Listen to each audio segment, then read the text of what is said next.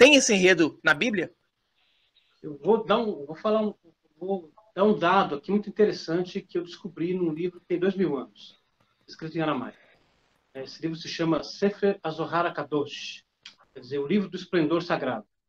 Nesse livro tem uma parte que diz assim: no princípio, a humanidade aqui andava curvada. Então, Elohim veio aqui e colocou no homem um nome divino, acrescentando 26 ossos nos pés e 26 ossos na coluna. E o homem ficou de pé. Isso está escrito no Sefer HaZohar HaKadosh. Hoje, recentemente, um geneticista israelense fez uma descoberta muito interessante. Ele descobriu lá uma sequência no DNA humano. Essa sequência, que seriam pontes entre as hélices do DNA, codificadas por saltos equidistantes. Então, uma sequência 10, outra sequência 5, outra sequência 6, outra sequência 5. E assim por diante. 10, 5, 6, 5, 10, 5, 6, 5. Para nós, hebreus, quando nós vimos 10, 5, 6, 5, se você somar dá 26. E esse 10, 5, 6, 5 se escreve com 4 letras hebraicas. Essas 4 letras, Yud, Re, Vav, Re, representam o nome do Criador. E o Sefer HaZohar HaKadosh, há 2000 anos, diz isso, que Elohim veio aqui e colocou no homem o nome do Criador, acrescentando 26 ossos nos pés e 26 na coluna, e o Homo erectus ficou de pé. Não, então é mais do que uma corroboração do que a Vanted falou. Vanted, vamos misturar um pouquinho Bíblia com Anunnaki. A Bíblia fala de anjos, a Bíblia fala de viagens em carruagem de fogo, de pessoas sendo engolidas por baleias. A gente consegue fazer um paralelo dos Anunnakis sendo esses anjos ditos na Bíblia e depois por Deepak. Conta essas historinhas de Jonas dentro da baleia, Deepak, você estava me contando fora do programa. Bem, segundo Zeharia Sitchin, a busca dele começou tentando entender quem eram os Nefilim, bíblicos. E, sim, a Bíblia, do começo ao fim, linha por linha, letra por letra, frase por frase, fala dos Anunnaki. Talvez o Deepak concorde comigo em grande parte, talvez tenha algum ponto que não, mas ele vai poder explicar isso melhor. Quando a gente fala, os Elohim os fizeram a sua imagem e semelhança, estamos falando dos senhores elevados, os líderes da missão Anunnaki. Quando falamos dos Nefilim, os famosos anjos caídos, que de caídos não tem nada, porque eles não caíram, eles aterrizaram. São os Igig, que é uma outra turma dos Anunnaki. Anunnaki e Igig são epítetos para a mesma raça de extraterrestres, só que a Igig estava em Marte e os Anunnaki estavam na Terra. E, enfim. Mas, então, os Nefilim, no caso, seriam os Igig, esses que vieram para a Terra e se casaram com as mulheres terrestres, viram que eram belas, segundo o texto, Só que, segundo o Sitchin, elas não eram belas, elas eram compatíveis geneticamente. E os Elohim são os senhores, os líderes da missão. Então, temos aí várias turmas de Anunnaki. E são vários epítetos bíblicos, A gente vai ter muitos nomes, vários nomes, e todos eles são os Anunnaki, porque a Bíblia não está falando do Deus criador do universo, está falando de uma raça extraterrestre que colonizou a Terra e criou o Homo sapiens, Eu vi uma perguntinha no chat que tem a ver. Homo sapiens é o Homo na fase neandertalensis, ou denisovano, qualquer coisa do gênero, E Homo sapiens sapiens já é o Cro-Magnon, já é a fase mais avançada. E nós somos o homem moderno. É também classificado como homem sapiens, mas, enfim, Só para vocês entenderem um pouquinho a diferença. Homem moderno, nós estamos nessa fase agora. Vamos lá, Deepak.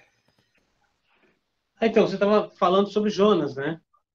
Então, né, essa história de Jonas é uma história que, desde que eu era muito pequenininho, eu acho que eu tinha 6 ou 7 anos, eu lembro até uma noite muito chuvosa, trovejava muito, relampeava muito, e eu tremendo de medo na cama, e meu pai veio e leu uma história para mim.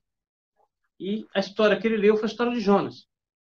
E eu nunca esqueci isso, né? E isso era muito intrigante para mim, né? Assim, um homem engolido por um peixe, um homem engolido por uma baleia, a garganta da baleia é isso daqui, né?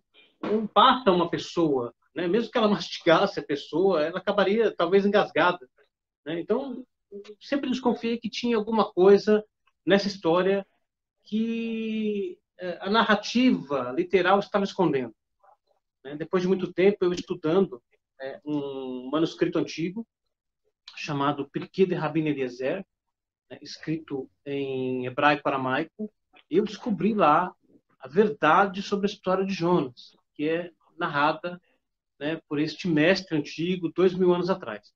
Então, só para a gente ter um vislumbre disso, né, aqui nós temos, né, aqui o texto hebraico da narrativa de Jonas, que está escrito Vayemam Adonai, Dag Gadol, Lebiloai Tioná, Vayehi Yoná, Binei Adag, Shiloshá Yamim, Shiloshá Leilot. Ou seja, traduzindo, né, seria aproximadamente, né, e preparou Adonai um grande peixe para engolir Jonas, né, e esteve Jonas no ventre do peixe 3 dias e 3 noites, né, Jonas capítulo 2, verso 1.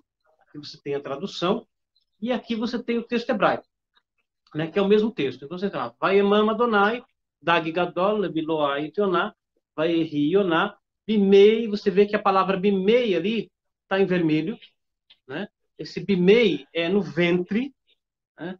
Adag, do peixe, Shiloshá Yamim, o Shiloshá Leilot. Quando a gente aplica, né, a ufocriptologia nessa palavra Bimei, aqui, né, então, Bimei, então você faz uma permutação dessas letras, o que você descobre? Um outro termo. Que termo é este? Né? É um termo que contém as iniciais de objeto aquático não identificado em hebraico, que é Etsem Yamá Bilti Mesorá, em hebraico. Objeto aquático não identificado. Aí você fala, não, isso é muita viagem, que isso? Não é possível. Então está aqui, né? O extenso, né? Etsem, né? Yami Bilti Mesorá, né? Objeto aquático não identificado. Agora você vem a história que está escrita no Pirkei do Rabino Eliezer há 2000 anos atrás. O que disse o Rabino Eliezer? No Pirkei, né, o capítulo do Rabino Eliezer, lemos um comentário do Rabino Tarfon sobre este peixe em comum, explicando que ele foi preparado no crepúsculo do 6º dia da criação, especialmente para engolir Jonas. O Pirkei do Rabino Eliezer continua revelando os aspectos e a aparência do peixe. Os 2 olhos eram como janelas de vidro iluminando Jonas. E mais, Rabi Meir disse, uma única pérola estava suspensa dentro do peixe, no ventre do peixe, e iluminava Jonas como o sol ao meio-dia. E mostrou a Jonas tudo o que havia nas profundezas do oceano. No Zohar, que eu mencionei aqui antes, né, nós vimos. Ele viu na barriga do peixe um espaço aberto e salas de um palácio, e os 2 olhos do peixe brilhando como o sol ao meio-dia. Dentro dele havia uma pedra preciosa, a pérola, né, que iluminava tudo ao redor e fez visíveis as maravilhas no fundo do mar. Vai. Fantástico, sensacional. Quando a gente consegue interpretar algo assim, a gente vê que tem muito mais do que a gente é ensinado, né? A gente tem sido ensinado em religião, em cultura, em várias outras coisas. E isso faz a nossa curiosidade ficar cada vez mais aguçada. Com certeza. E você tem, então, aí claramente a descrição de um objeto aquático não identificado, talvez Atlante, que tinha faróis, né, como o Rabino está falando ali, que iluminavam, né, o fundo do mar. Havia dentro do peixe algum tipo de inteligência quântica, talvez, né, que é identificado como uma pérola que falava com Jonas e contava para ele os mistérios e segredos no fundo do mar. Tem mais coisas aqui que eu não coloquei, né? Que o peixe conta para Jonas, né? Então esse peixe parece que tem consciência, né? Que, olha, chegou o meu dia de ser engolido pelo Leviatã. Aí um outro mistério que atormenta a vida de muita gente, o Leviatã. Então diz que Jonas disse para o peixe, olha, me leva lá embaixo que eu vou falar com o Leviatã e eu vou livrar você e a mim da boca dele, né? E o Leviatã, o que que é? É o guardião da Atlântida.